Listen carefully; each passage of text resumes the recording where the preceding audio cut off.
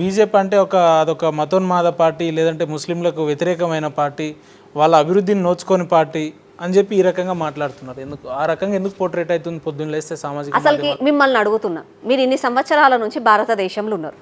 నరేంద్ర మోదీ ప్రధానమంత్రి కాకముందు కూడా భారతదేశం ఎట్లుండేనో మీరు చూసి, నరేంద్ర మోదీ ప్రధానమంత్రి అయిన తర్వాత భారతదేశం ఎట్లుందో మీరు చూస్తున్నారు. అప్పటికిప్పటికి తేడా ఏముంది? అప్పుడు ముస్లిమ్స్ నమాజ్ చదువుతున్నారు, డైలీ 5 సార్లు నమాజులు చదివి, అప్పుడు మాస్కులలో పోయినారు, అప్పుడు మాస్కులు మొత్తం కన్స్ట్రక్షన్ చేసి, అప్పుడు కూడా మాస్కుల మీద లౌడ్ స్పీకర్లు పెట్టిండ్రు, అప్పుడు కూడా మాస్కులల్లో అజా చదివిండ్రు, అప్పుడు కూడా రంజాన్ చేసిండ్రు, అప్పుడు కూడా రంజాన్లల్లో హలీం తినడానికి అని చెప్పి రోడ్ల మీద బట్టీలు పెట్టిండ్రు. ఇప్పటికి అదే పెడుతున్నారు. ఇప్పుడు అట్లనే ఉన్నాం, అప్పుడు అట్లనే ఉన్నాం. తేడా ఏమైంది? వీటిలో ఈ రకంగా చట్టాలను తీసుకురావడంలో అంతరార్థం ఏంటి? బీజేపీ చట్టాలు తీసుకురావడం అంటే చట్టాల సవరణ చేస్తున్నారు.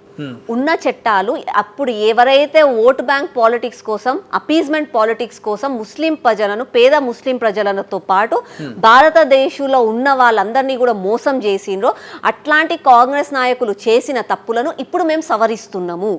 370 ఆర్టికల్ పెట్టాల్సి వచ్చింది అని అప్పట్లో చెప్పిండ్రు. స్వాతంత్రం అప్పుడు 370 ఆర్టికల్ పెట్టిన తర్వాత కూడా కాశ్మీర్ మన భాగమే కాదు, కాశ్మీర్ వేరే దేశం, మనం వేరే దేశం, దానికి వేరే జెండా, మనకి వేరే జెండా అన్నట్టుగానే ఇన్ని రోజులు బ్రతికినాం.